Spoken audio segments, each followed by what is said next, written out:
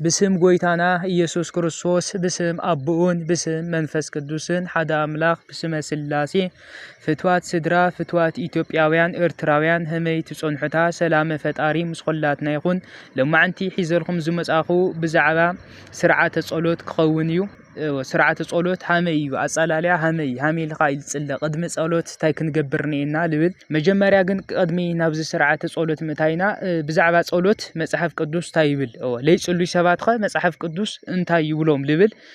كنريو كنمكورينا مالتيو هم فتاري فقاد إفيسون شدشة 11 كاو 12 اتي قال سنا مس احلق تسلطانات مس ناي صلمات جزاءات عالمن مس منافست كاين اب سميات سفرا مسانو ينبر مسغان دمن ايخونن مو نفحسو سيطان مقوامس مانت ختخلوس كل اصوار املاخ لبسو نفحسو سيطان مقوام مانت ختخلوس كل اصوار املاخ لبسو يبلو مالت إفيسون شدشة 17 همزي بل ناي مدحان قرعي رأسي اتو ناي منفس سيفون املاك الاملاخ حازو سلازي بتأكي معالتي مقوام مانتي ختخلوس مقوام مانتي ختخلوس كلو مس أسلت خمون دو كتبلوس بزولو أصوار أملاخ العلو أوزي عد قطعاتقو أصوار العلو يبلنا له أو تطولو لهم لساعات ملو نكتقومو تطوم مبالخم كتراغاغص منتي أصوار أملاخ لبسو تعاتقو العلو وقنا مس منافست كي مس سيطان سراويت مس نأغاننتي منفس ينبي مس سغاي دمي خوني مس سوي خوني باسنا وقنا مس سيطانات يولو نا نكن قاوموم نكن سعروم كابانا نكن حرحقو صور أملاخ ناي أملاخ صور ناي أملاخ عدك تعاتقو نسوم قال أملاخ يو نسوم صولوت يو يولولو صولوت مالت مس እግዚአብሔር نرخولو مسمر مالتي እና صولوت لي يولو سب دما ካብ እግዚአብሔር رحقونيو مالتي صولوت مس እግዚአብሔር نرخاول مسمر تقاريصونيو مالتي بخالأي درجة دما كنريو ወንጌል ማቴዎስ ምዕራፍ 8 عسري حديم همزي ولا حدا كابدك مزامرتو خا غويتاي خيده نبي قبروس فقد اللي بلوم يسوع كريستوس جنا سعبن دا امبر نموتانس موتان قبروم حدقوم بلو موت تايلو للو موتس نزو موتانسي موتان قبروم حدقوم نسخا قلنا ايسيو لخا تختلني سعبني شو خمساي قصلي للو موت نموت قبري خيل تايلو لا يسوع كريستوس تايكبل دالي يموت يلوم للو موتان هامي غيروم نموتان قبروم يخولو موتان لولوم لو كاب قال املاخ التسو الرحقو سبات كاب صولوت هيوت الرحقو نا صولوت هيوت لي ولوم مسرخوس منفس مس سيطان منفس لي واغو سبات موتات يلوم نيو نمنتاي موتات يلوم حدا مثالي كم صلخمي حدا سب انت لي ولعو انت يخون يدكم دحر دخام حمامي مص دحر حمام تا يخون يموت حدا سب كاب صولوت ترحيقو نا صولوت هيوت تلهاليو تا يخون زحلت البال دخمتي مصو بهاليو حساب يدخم منفساي هيوتو يدكم كاب እግዚአብሔር نا እግዚአብሔር هلاو فرحات እግዚአብሔር كاو هيوتو يرحق دحريو بحساب حطيات يسرح نحليو حطيات يغوزو دحر نحليو حطيات تايغبر بحطيات يموت مالتي نفسنا تموت سغانا بلاي مغبي حمز لي تنبر نفسنا بلاي صولوت كتنبري تخلي موتيا سلامنتاي موتات يلوم لولو كاو سلرحقو سللي صليو مس يسوع كريستوس ركب سللي يولوم موتان يلوم موتان كقوروم حدقوم سخاغن تختلني سخاغن هياويخا نفسخا نيايا او عالمنا بزحات يوم نهالو جن ريساتات لخون سبات نينا يملولو جن ريساتات يوم جن موتات يوم جن يلوي سغا بچايم تشكيمم لخد لو نفسهم جن مويتايا بحاتيات نفسهم جن مويتايا بونت او انهم زيو زميسطرنا صولوت زيو صولوت خند زيو حيلو مسرت ناي كريستنا مسرت ناي هيوت صولوتيو كاب صولوت الرحقه كريستيان يخوني ود سبل تفطروا العلامه الحنت بچا نيرو نسوم نمسغانا سلامنتاي كبر املاك كورس ناي سم املاك ودس سم املاك كمسكن تفطيرو غنا بحاطياتو ناي مسغانا هيوتو نامنتاي تقيرو ناب صولوت هيوت تقيرو تيلصلي من كدحنو እና ካብ ጸሎት الرحقم سبات ግዴታ ናብ ጸሎት ክትመጹ ነይኩም መጽሐፍ ቅዱስ ይቃወመኩም ሎ ሙታን ይብለኩም ሎ ኣነ ለይኾንኩም መጽሐፍ ቅዱስ ሙታን ይብለኩም ሎ ብኻሊእም ካብ ጸሎት ርሐቅኩም ሰባት ካብ እግዚአብሔር ርሕቅኩም ንኢኹም ኣረጋግጹ ሃብ ኣምላኽ ሃም ርሐቅኩም ኣረጋግጹ ትንቢተ ኤርምያስ 23 ምዕራፍ 23 ቁጽሪ 23 ሃምዚ ይብል ኣነ ናቀረባ ኣምላኽ እየ ናርሑቅ ኣምላኽ ይኾንኩ እግዚአብሔር ናቀረባ ኣምላኽ እዩ ፈጣሪ ናቀረባ ኣምላኽ እዩ ናርሑቅ ኣምላኽ ይኾኒ ዝናቀረባ ኣምላኽ ግን ብምንታይ ኢና ናባና ንቆርቦ ብምንታይ ኢና ንቆርቦ ተይልና ንመጀመርያ መስመር መቅረቢትና ብጸሎት እዩ ንጸሎት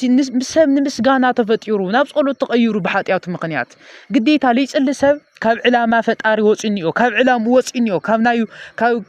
ተፈጠረሉ ዕላማ ፈንጊጡኒዮ ማለት እዩ እና ዝክ መጀመርያ ክትፈልጥዎ ነይኩም ሃው ስርዓተ ጸሎት ሃመይ ጌርካ እዩ ክጽልል ኽእል ሓደ ክርስቲያን ሃመይ ጌሩ ክጽልል ኣለዎ ልብል ክንጅምዕናኡ ክንሓልፊና ማለት እዩ ኣምላኽ ባዕሉ ሚስጥሩ ይግለጸልና መጀመርያ ብዙሓት ሰባት የጋጥሙን እዮም ህዚ ዳዊት ክጽልይ ተኾይኖም ቀጥታ ዘመጽሐፈ ልዕለ ቢሎም ጸሎት ይጅምር ማለት እዩ ፍካሬ ዘጻድቃን ኢሎም ክጅምሩ ይረአዮም ማለት እዩ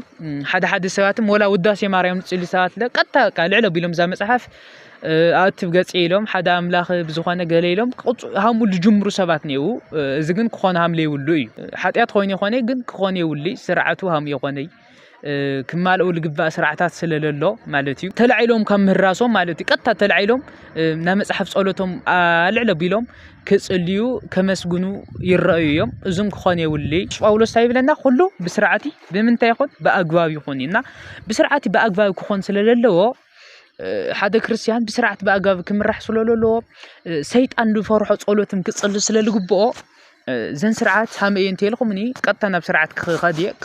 ኣብዝ ከንውሕልኩም ኣይደሊ ማለት እዩ ቅድሚ ጸሎት ምጅማርና መጀመርያ ቅድሚ ምብላዕና ሃምዚ ንምኣዲ ክብሪ ሂብና ንሕጸብ ኢድና ተሓጺብና ገጽና ተሓጺብና ጸሪና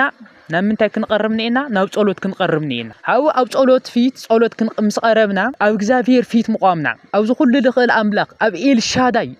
ኤልሻዳይ ፊት መቋምና ክንዝክሮ ነይና ክንሓስብ ነይና ሃው ሕሊናና ክንስብስቦም ነይና ቀጺሉ ሕሊናና ክንስብስቦ ነይና ኣብ ፊቱ መቋምና ምስ ሓሰብና ሕሊናና ክንስብስብ ነይና ሕሊናና ምሰሰብና ብቅዱስ መስቀሉ 3000 ነማዕት በስመ አብ ኢልና ማለት እዩ ድሕሪኡ ምሰማዕተብና ናምስጋና ጸሎት ይልቀርብ ለሓደ ፈታዊኻ ለኾነ ይኹን ኣመስጊንኻ ኢኻ ትደልይ ነገር ተወስድ ምሽ ሃሙ እዩ እና ብናይ ሰብ ተለምዶም ማለት እዩ እና እግዚአብሔር መጀመርያ ምስጋና ንቀርብ ስለ እግዚአብሔር ካብዛ ሰዓት እዚኣ ስለ ለብጽሐና ሹሙ ክንጽውዖ ስለ ዝፈቀደልና ከይተገባና ክንፈልጦ ስለ ልጸውዐና ምናምን ብዙሕ ነገር ስለ ልገበረልና ስለ ለሃበናም ነገር ከነመስግኖ ነይና መጀመርያ ምስጋና ይቀድም ማለት እዩ مسمعتنا 3000 نمسجن لإግዚአብሔር نمسجن مسجانا نقرب دحرق قصيلو لمنا يقرب تدليو ነገር ታሊኩም حسابكم لمن او لبخم لله يتوصى ምንም ሸፋፊን ኻዚ ደስ ለይበለካ እግዚአብሔር ናወቀስኻዮ ብውሽጥኻ ቂምና በለካ ነኾሪኻ ናሃለኻ ምስ እግዚአብሔር ዝኾነ ክፍጽመልኻ ደሊኻ ለይፈጽመልኻ ሓሪቕካ ናሃለኻ ከመስግነካ ኣየ ገለገለ ኢልኻ በኣፍኻ ከተታሎ ይትኸሊ ኣብ ልብኻ ለሎ ነገር ተውጾ ንምንታይ ኢኻ ለይገበርኻለይ ክትዋቆሶ ኒካ መጽሐፈ ኢሳይያስ ሃሙ ልብል ንዑ ንዋቀስ እግዚአብሔር ንዑ ንዋቀስ ይልብለና ንዋቀስ ንዑ ቆስኒ ንዑ ክወቅሶኩም ይልብለና ትዋቀስዎ ንእግዚአብሔር بفقر مالتي هاو أو نزب السمايات يلقى هاو سجدت تسجد خند تقوله خند عقم خد تسجد هاو نبزانا عيلة خد قولو تجمر وداس مريم تقينو وداس مريم تغسل تقوله مالتي عقم خد تصلي أو زمت قولت جمرت تقينكم قاس بقاسيو همز عدمنا قاس بقاسلو نوسخ لخد ببجيزيو قومتنا ببجيزيو همز الوسخ منفساዊ ህይወትም መንፈሳዊ ዕቤትም ሃም እዩ ሃም ዕድመና ሃም ቁሞትና ይኮን ለሎ በብግዚኡ ኩስኽን የወንበር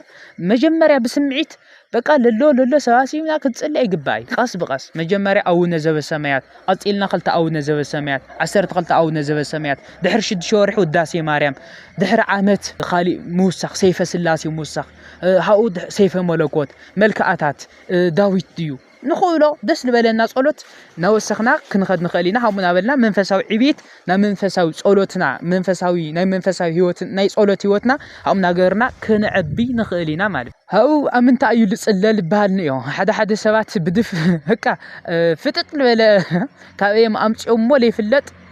ኣብ ገዛኻ ኣይጽለይ ልብሉ ሰባትም ይስምዑ እዮም ሓደ ኣብ ገዛኻ ቤት ጸሎተይ ፍቀዲ ኣብ ገዛኻ ይስገዲ ገለ ልብል ነገራት እዩ እና ቤተክርስትያንና ኣይትድግፍዎይ ነውዓሎም ሓሳብ እዩ እዚ ካብ ባዕሎም ለምጽዎ እዩ ካብ ባዕሎም ለመንጭዎ ወይ ድማ ካብ ዝርኹስ መንፈስ ካብ ዝና ጥንቲ ጸላኢ ሰይጣን ተባለ ለምጽዎ ሓሳብ እዩ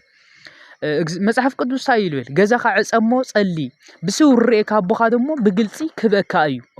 ብግልጺ ክበካ እዩ እና ኣብ ገዛና ቤተ ጸሎት ክልንዮ ኣብ ገዛና ቤት ጸሎት ክንሰርሕ ኒና ንፍርጅ ቦታ ሃም ዝለሃብናዮ ንክሽኔ ቦታ ሃም ዝለሃብና ንፍርናሽ ንዓራትና ንኹሉ ንቑሕትና ንኣርማድዮና ዶ ንገለና ንቲቪና ዶ ቦታ ሃም ዝለሃብናዮ ንእግዚአብሔር ቦታ ክንሆንኢና እግዚአብሔር ልሙሎ ኮሉ ቦታ ክልንዮ ኣብ ገዛና ኢያሱ መጽሐፈ ኢያሱ ታይብል ኣነና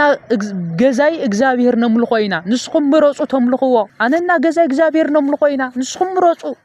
ገዛናም ከምልኽኒዎ አንሕና ብቻ ተቀዲስና ንመጽእ ተኾይና ምንም ችግር ምን ጥቅም የውሊ ዙርኹስ መንፈስ ኣብ ገዛና ጸኒሑ እዩ ልጫወተልና ማለት እዩ ምንም ገዛና ተሪ ተቀዲሱ አንሕና ክንቀደሰ ይንኽእል በዓልና ተቀዲስና ገዛናም ክንቅዱሶን ኢና ብጸሎት ቅደስኒዎ ኣብ ገዛና ብጸሎት ክልኒዎ ኣው ሃመይ ብጸሎት ስራሕት ይልኩም ብምብራቅ ገይርኩም ስላዱኖ ምግባር እዩ ዝስእል አዱኖ ቅባ ቅዱስ ታሊ ቅባ ቅዱስ ዝተባረኸ ቅባ ቅዱስ ቀቢእኻ ብምብራቅ ተኺልኻ ብምብራቅ ተለይ ኮይኑ ብለይ ምዕራብ ወላ ብዶ ወላ ብሰሜን ክሰርሖ ተኸሊኹም ብምብራቅ ተለይ ሞቺኩም ማለት እዩ አው ቅባ ቅዱስ ግን ክቅባእኒዎ እዚ ቤተ ጸሎት እዚ ስእል አዱኖ ማለት እዩ ብምብራቅ ተኺልኩም ብምብራቅ ተለይ ኮይኑ ብሰሜንና ብዶ ብለይ ምዕራብ ክትሰርሑ ተኸሊኹም አው ሰሪሕኻ ኣብ ምጽላያ ምስጋድ ምምሕፃን ንእግዚአብሔር ግዜ ክንህወኒና ለይንጽል ሰባት ክንጽልኒና ማለት እዩ ኩሉ ሰዓት አምላውናዮ ሰዓት ክንህወኒና ንኣምላኽና ኩሉና እዩ ኩሉናቱ ስለልኾነ ኖም ግዜ ክንህወኒና ለኹሉ ንሰበይቲና ግዜ ሃም ዝንህባ ደቀና ግዜ ሃም ዝንህቦም ንቲቪ ንብዙሕ ነገራት ንባዕልና ንዕረፍቲ ንኹሉ ግዜ ንህቢናና ንእግዚአብሔርም ግዜ ክንወኒና ሃኡ ምስ ወዳእና ዛ ናዕለትኻ ጸሎት ምስ ወዳእኻ ልመና ተማሕጽኖ ከተቀርብ ትኸሊኻ ተማሕጽኖ ተቀርብ ሃኡ መዕጸይ ኣውነ ዘበሰማያት ከይበልኻ ኣይዕጸይ ኣውነ ዘበሰማያት ኢልኻ ክትዓጽየኒካ ሃኡ አልዕሉ ለጀመረካ ጀሚሩም ለፈጸመካ አምላካ ፈጣሪኻ ከተመስግኖኒካ ክብር ምስጋና ለአብ ለወልድ መንፈስ ቅዱስ ይሁን ኢልኻ ምምስጋን ሃኡ 12 እግዚኦ መሐረነ ክርስቶስ በእንተ ማርያም በእንተ እግዝእትነ ማርያም ኢልኻ 12 መሐረነ ክርስቶስ ኢልኻ 24 ሰዓት ኃጢአትኻ ክድምስሰልኻ እግዚኦ መሐረነ ክርስቶስ በእንተ ማርያም ኢልኻ ምጽላይ ማለት እዩ ዛብኢት ናወረድኻ ትግበር አው ይፍቲ አቡነ ተክለ ሃይማኖት አብቀሽ ተለሃል ሊምሳጋ ይፍቲ አቡነ ተክለ ሃይማኖት ይልጋ ምስዓ መሬት ማለት እዩ ናይ ተዋህዶ ጸጋ ናይ ተዋህዶ ስርዓት ጸሎት hamzi ይመስል አውዚ ጽነሐልና ፈጣሪና እግዚአብሔር ናይ ጸሎት ጸጋ ይሃበና ንሕቶናም መልሱ ይሃበና ሰላም ደህና ኩኑታ ሰብስክራይብ ምግባር አይትረስዑ ሼር ላይክ ሞልዎ